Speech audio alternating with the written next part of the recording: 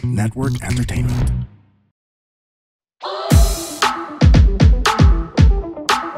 Hi girls and boys! Kami ang Lady Bosses! Mga sister, let's! CR tayo. Let's go! Okay, let's go. Hello! Hello! Ang reklamador ko ngayon ay kasi ang tagal ko nang may butas sa tenga. Ako. Oh, pero hindi ka nag-earrings. Dati ayoko talaga mag-earrings. Ngayon lang naman ako nag-earrings dahil sa inyo eh. Di ba? Oo, totoo. Like, lalo ikaw, Di, yung parang pag nakukulangan ka sa sa forma ko, binibigyan mo ako ng earrings. Suotin mo to, Gini. Mas maganda to. Hanggang sa lagi mo akong ginaganon. Lagi mo akong binibigyan ng earrings. Tapos nakikita ko nga sa sa picture. Oo nga, no? Mas maganda. Nag-a-add siya sa sa Fashion. sa charm. Oo, parang ganon. So, dati, talaga for the longest time, gusto ko talaga, paano ba tong mawala? Kaya hindi ako nag-earrings kasi gusto ko siyang sumara. Pero never siya sumara. Kailan ka ba nagpa-ear-pierce? Hindi ako yung nag-decide. Okay. Yung nanay ko. Yung nanay ko nung bata pa ako. Pero bata ako enough to, yung remember, yung age ko, na alala ko. Siguro mga grade 1, ganon. Naalala ko siya. Tapos, yung pangit doon, kaya gusto ko siya sumara kasi hindi siya pantay. Mas mababa yung isa, ng konti lang. Hindi naman halata pag tinitingnan nyo. Pero dahil ako nga, na nakikita ko pag nag-iiring ako, parang medyo mataas yung isa kesa dun sa kabila. Baka naglalaw yung isa. Baka dati nasurutan ka ng mabigat na earring, tapos na-pull pa baba. Siguro. Kaya ngayon, kung mag-earring ako, nakatilt na yung Ikaw na mag-adjust. Ikaw na lang mag-tilt. Oo. So, in connection dyan, may nabasa akong post. Hindi na natin sasabihin ko anong group. Okay. Kung kanino galing niya. Oo. I recently saw the post asking about ear piercings for little girls. And it was nice to see so many mamas say that they would wait till their child wanted it. Yeah. And many shared how it was the right of the child to decide because it was their body. Correct. I'm genuinely curious if the same body respect is being given to little boys in the Philippines when it comes to circumcision. Are boys also being given a chance to also decide what can and should be done to their bodies? I'm curious if the trend of having boys circumcised when they are just a day or 2 old is also changing. My body, my rules. For my daughters, same thing. Hindi sila nagpa-ear pierce nung pinanganak ko sila. Kasi usually, PDES would also give that service eh. Papaka-ear pierce na ba natin? Tapos meron silang bibigay na earrings na yung, for sensitive skin. Hypoallergenic. So, si Zara, yung panganay ko, nag-decide siya na gusto niya 2 years ago magpa-ear pierce. Tapos, at least naalala niya yung moment na yon na binigyan siya ng earrings, butas siya ng tenga. Kasi nakikita niya sa cousins niya, lahat ng earrings yung mga babae. Okay, now for Archer, yung son ko, nagpa-circumcise siya days after he was born. Because, yun din yung suggestion, not for cultural purposes, but for hygiene. Kasi pagka pang baby umihi, naiipon niya, tapos yung baby parang posibleng mag-infect eh. Yun yung kupal. Oo, yun yung kupal. Yun ang totoong kupal. Pasakit yun I mean, baka magkalagnat, ma-infect yung bata, kailangan mag-antibiotics pa. Kasi yung isang pamangkin ko, na pangasawa niya Vietnamese, sa Vietnam, hindi uso ang tuli. So they had to fly over to the Philippines and then have a check-up with the pedia. Ang sabi pa ng pedia, check with the urologist. Yung parang counterpart ng OB-GYN ng mga babae. Kailangan pa niya magpa-uro. You know, baby, wala pang 1-year-old. Nagpa-urologist siya to have the surgery. Kasi ang ideal age to have it, pag newborn ka pa talaga eh. siya umabot na siya ng almost 6 months bago ituloy. So, dapat mag-consult na. Parang may ibang issue pa aside from the circumcision itself. May kailangan tingnan pa na something else. Pero, yun nga, ang suggestion ng pedia, magpa-circumcise. Sa Vietnam to? Sa Vietnam, they can't even consult with the Vietnamese pedia kasi wala sa kanila yan, di uso sa kanila eh. So, kailangan dito pa sa Philippines nagpa-check up. Dito pa sila nagpa-check up sa Pinas. So, saan siya nagpatuli? Dito na sa Pilipinas? Dito na, oo. Dito na. Tapos dito din siya na infect? Doon pa siya na-infect para nakita nga nila may something wrong dun sa penis. So, kaya sila nagpa-check up, pumunta pa dito. Okay. Akala ko naman, kailangan nila yung una nilang gusto is just plainly gusto lang nila ma-circumcise yung bata. Hindi. Actually, plano nila hindi eh. Tapos, may something wrong na with the thing. The pututoy. Blessing in disguise. Kaya nga eh. Kayo ba? Sila, Fonzie, Lucas? Hindi. Teka lang. Ang sinasabi nila, kaya dapat newborn, kasi hindi pa daw nila mararamdaman. Naramdaman, oo. Tsaka yung nerve endings pa nila, hindi ganun ka sensitive. Oo, tama. Tama yan. Kaya mas maganda pag newborn daw, para sabay-sabay na. Pero ako, hindi ko pinatuli si Kirby tsaka si Fonzie ng newborn kasi parang feeling ko, kasi baby nga eh, parang feeling ko masakit pa rin for them. Hindi, ang crucial doon yung post-care ng parents. Yun nga. Yun nga.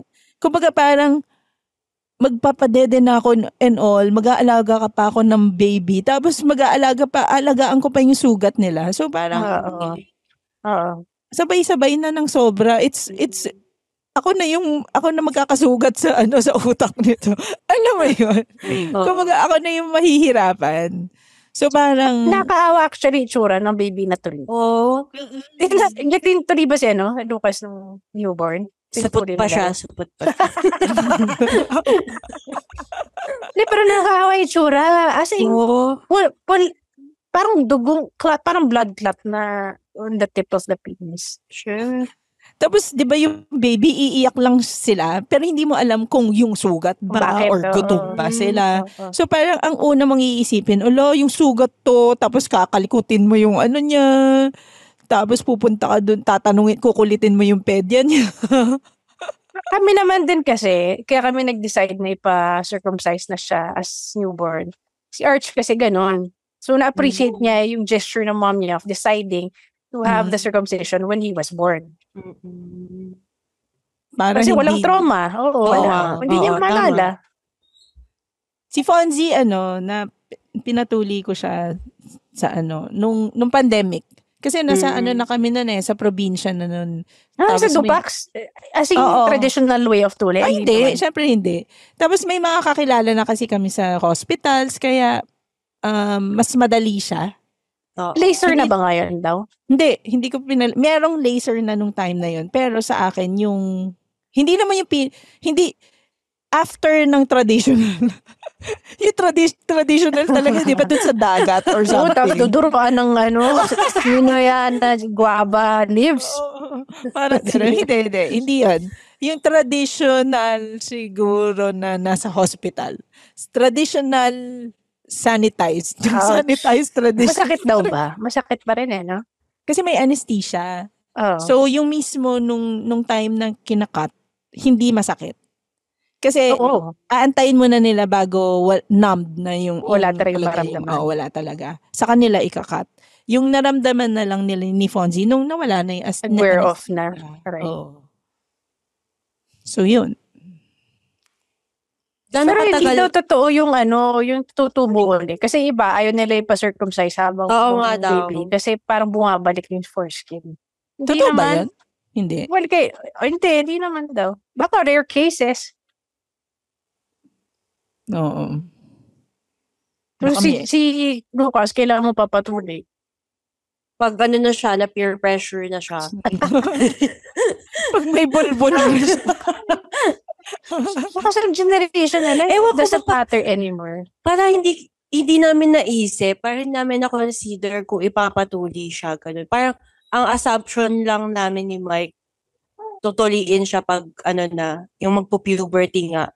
Oo. Yung na ng edad. Parang hindi namin. Sa amin, yung asawa kasi ng OB, hindi, actually, OB namin mismo, marunong magtuli. Surgeon din siya for male babies. Kaya siya na rin nagtuli kay Archer. Baka kaya yun, kaya naging open kami doon sa option kasi siya na mismo gagawa. Parang yung dagdag lang 10,000 na ata. Grabe naman, di ang mahal. Uy, ang baby, ang liit-liit, paano mo tutuliin yun, di ba? Very detailed dapat. Uy, di ba may may nagkamali na ganun. Anong nangyari? Naging babae? Naputapit yung talaga. Oh my God. Oh my God. Baby? Baby to? Newborn? Oh, no. Sobro naman. Gano'n ba kalaki yung scissors na ginamit niya? Oh, no. Kawawa. Nawa ako. Pero natatawa ako kay Ding na natatawa siya pero mas nauuna yung away. Yung parang, First na siya maging trans. Pag sabi niya, kawawa. Naglalaban yung pagiging mabait niya siya yung pagiging gago.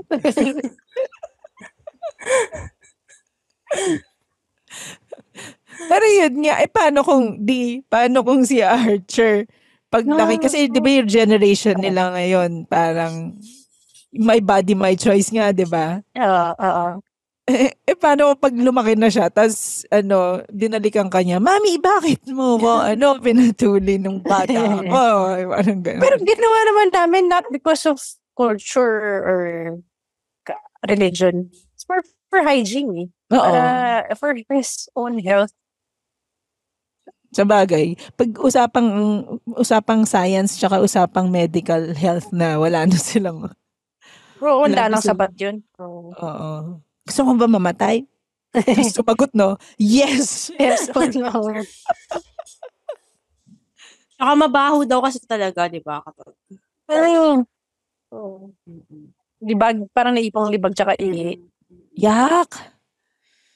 Pero bakit? Kung ganun ang nature, kasi kung yun yung natural, bakit? So, hindi ko ma-imagine na parang kung ganun ang natural, bakit ginawang ganun? Ginawang mabaho, nagets niyo ba yung tanong? Kasi Jeannie, walang Diyos. Yung sagot niya.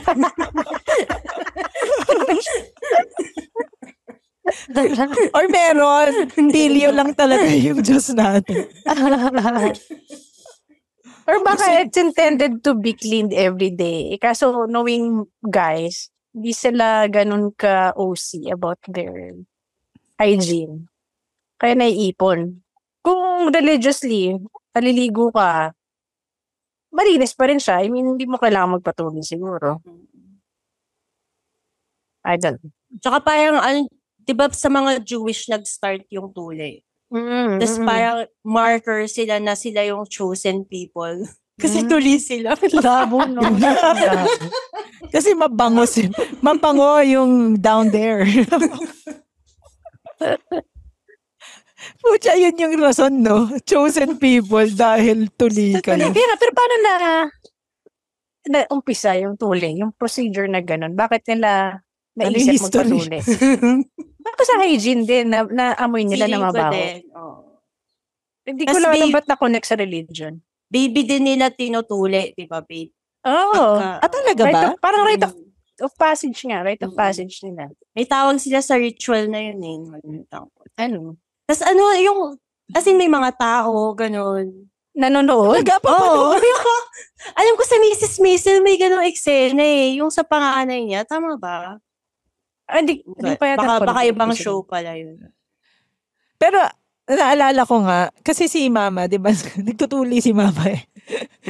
Doktor. Nagbibigay sila ng libreng tuli every summer. Parang gano'n. Nung sa bata kami. Oo, sa Dupac. So, lagi talaga ako sa clinic nila, Mama. So, nakikita ko yung mga tinutuli ng mga bata doon. Oo.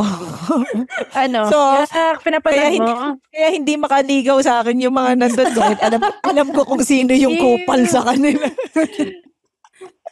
Alam ko yung kupal sa kanila no?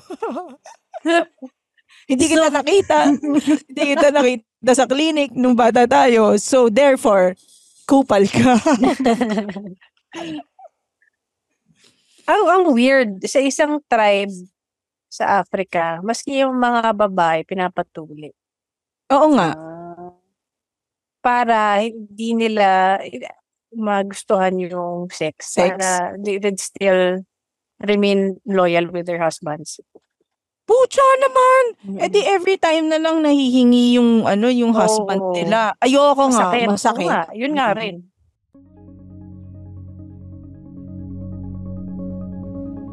Hi, my name is RJ Ledesma. I wear many hats. I wish I had just as many heads. I'm a serial entrepreneur and I'm also an entrepreneur mentor. I'd like to invite all of you to please listen to the RJ Ledesma podcast. On my podcast, I listen to inspiring business leaders and entrepreneurs to learn more about how they think about doing business, what are their success secrets, and how we can replicate them, and more importantly, what business opportunities do they see emerging in the near future for us entrepreneurs? Listen to the RJ Ledesma podcast.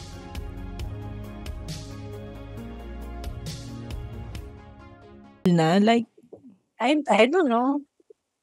Dapat pala nagkumuha tayo ng guest na African. Si Mike. Uy, grabe tayo nakikinig yun. Hindi naman siya babae, ikaw naman. Ang hirap. Pero yun nga, going back dun sa mga babae naman, dun sa ear piercing, hindi na natin pinag-uusapan yung ear piercing. Mas masarap pag-uusapan yung Lahat tayo, hindi tayo mahilig sa hikaw. Hindi ako naghihikaw ngayon dahil pagbuhat ko yung baby, baka kukunin niya yun. Oo Or matusok siya doon sa likod na part. No, ano ba, kayo? Kailan mo balak patuloy si Jeline? Jeline? Kailan mo balak magpatuloy si Jeline? Si Lucas, pag na, peer pressure na nga, high school. Di lang masakit yun. Hindi ko nga alam na siya. Parang yung part na yan, kay Mike na yan, siya na bahala dyan. Kung ano yung, kasi parang before high school ata, parang usually ganyan naman yung nangyayari kung ano yung ginawa dun sa tatay. Parang yun na rin yung way ng pagpapatuloy ng anak. So, I think before high school ata, yung summer before high school, yun magpapatuloy si Lucas. Ba katagal recovery nun? Si Fonzie, 1 week? 1 week. Mabilis na pala. Mabilis. Kaya summer para at least walang pasok. Kasi kawawa naman silang naglalakad na parang sakang na ewan na. Yung iniiwas nilang dumikit sa face nila. Diba? So, pero incomparable lang tuli sa panganganak. Diba? Parang yun na yung pinaka-closest pain na madadaanan ng lalaki. Pucha, malayo. Malayo sa panganganak. Kasi superficial lang yung sakit nila Yung sakit nila. Tayo hanggang loob hanggang sa spine. Hanggang mental. Oo. Hanggang sa spine. Hanggang sa utak. Tsaka sila, kapag tinuli sila, tapos na yun. Tayo pag lumabas yung baby, posible may mabuntis ka uli. Tsaka may kasunod siya na ilang buwan kang walang tulog, ganyan. Magbe-breastfeed ka pa. Oo. Parang lahat ng loob mo ilalabas mo Pero yung question nung binasa mo, Jean, kasi if we we leave the decision when the boy grows up, syempre pili niya, ayoko magpatuloy. Tama. Ayaw niya pain So, hindi niya alam yung relevance ng mismo tuli. Pag sabihin mo, it's for health purposes, it's for hygiene. Ayoko pa rin. Di linisin ko. Kaya nga. So, tama lang na habang bata pa. Sige ka, hindi ka comparable sa earrings. Oo. Aesthetic kasi earrings Oo nga.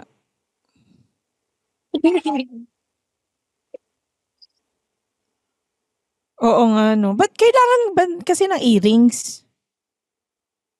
Wala, para mapamana mo yung mga earrings mo sa anak mo eventually.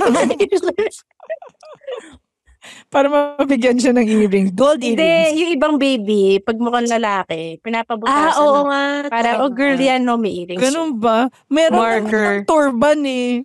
Ano ba yung turban? Yung diba? Cute. Pwede. Or, yung t-shirt, I am a girl. Papa's girl. Mga ganun. Diba?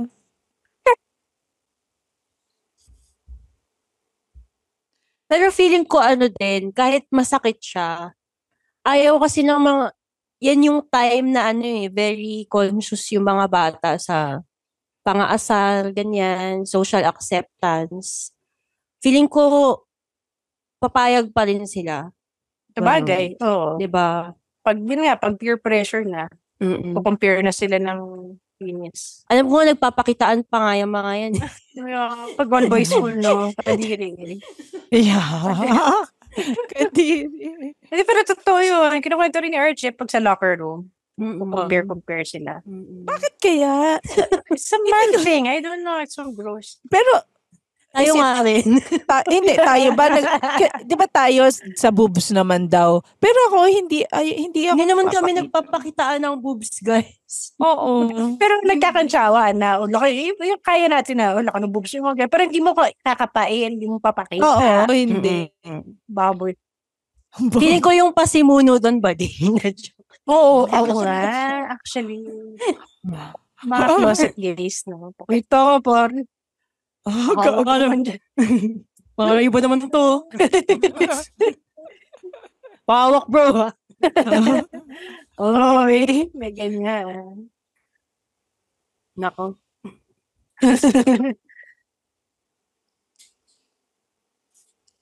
Ano pa ba yung mga mga rule, ay yung mga may body, may whatever. May body, may rules. Hindi, nagsimula naman yan, abortion talaga, di ba? Oo nga, no? Pusa. Oo. Ang gago, i-share ko lang nakita ko tong joke na to. Napakasimple, ba't hindi natin naisip? Ngayon lang naisip ng basta may nakita ko na parang hindi siya, parang meme or basta parang stinatus lang. Tapos pinag-share na ng mga tao. Sabi, believe me guys, God is pro-abortion. Kasi pinatay nga niya yung sarili niyang anak. Oh my gosh! Oh my God! Diba? Lago. Tapos natawa ako. Kaya kailangan ko i-share para idamay kayo. Napupunta tayo sa Oh my gosh! Ang gandang joke, no? Ay, magaling yan. Sobrang evil. Nabasa ko lang siya. Hindi ko alam kung saan ko nabasa. Malamang sa Facebook. Tapos sabi ko, ba't hindi natin naisip to? Kasi andun na eh. Pero naman, nasa labas na, 33 years old na sa kanya. Sa kanya inabort.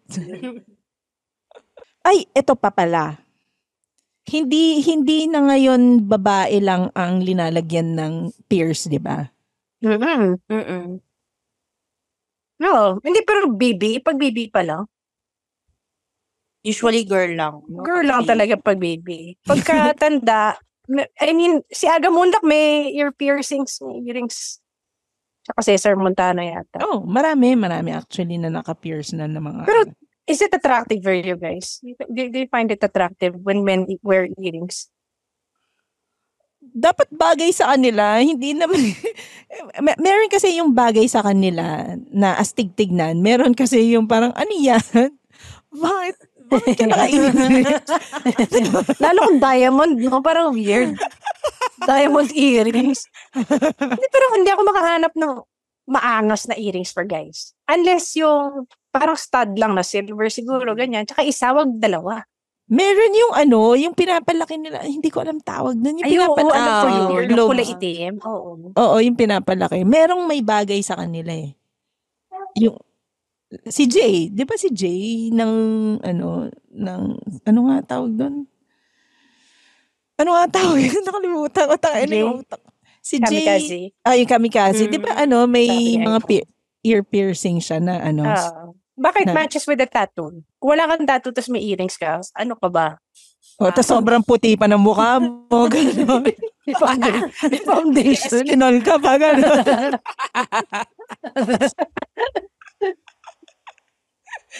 Yung mga shit, baka magalit sa akin yung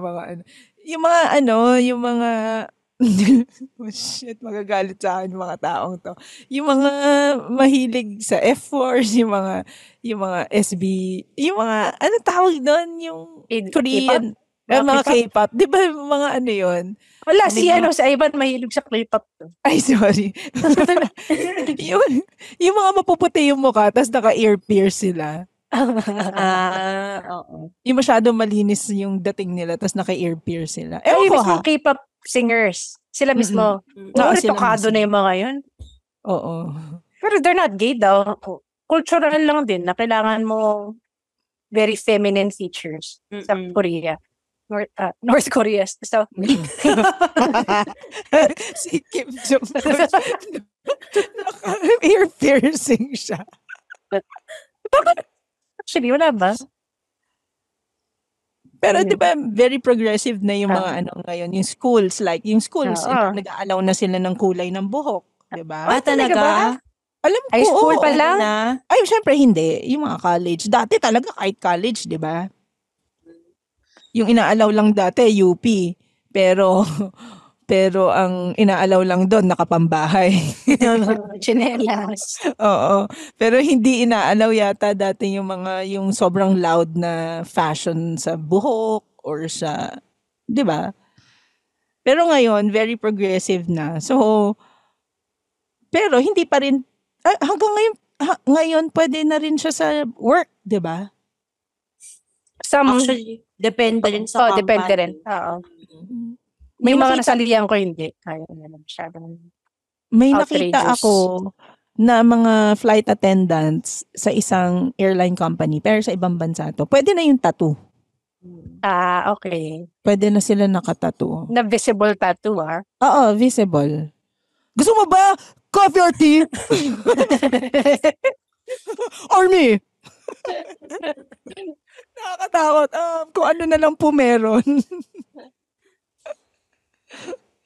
Nakakatakot. Pero over the years, naiba talaga yung perception on tattoos. No? Oo. Yung iba kasi, may mga soft-spoken din na mga nakatattoo eh. Tsaka naging art na talaga siya. Hindi na siya yung pang-preso. Oo. Yung pang-preso. Alam mo pang-preso kapag yung nag-green-green siya. Hindi yung nag-green. Yung ink. Iba kasi yung ink na ginagamit nila.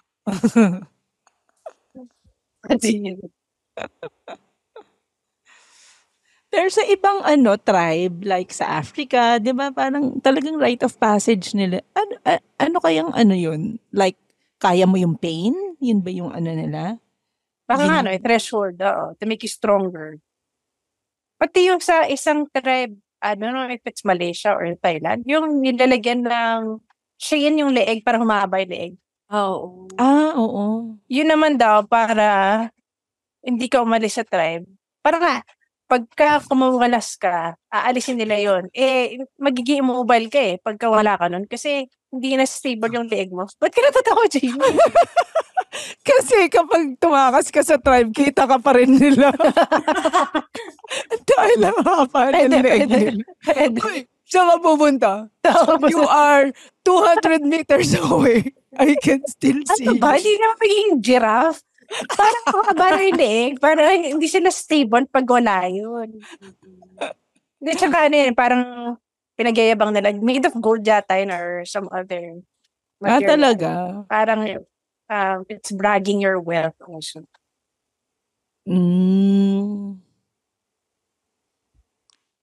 Naka-gold necklace nga sila, hindi sila makabili ng damit.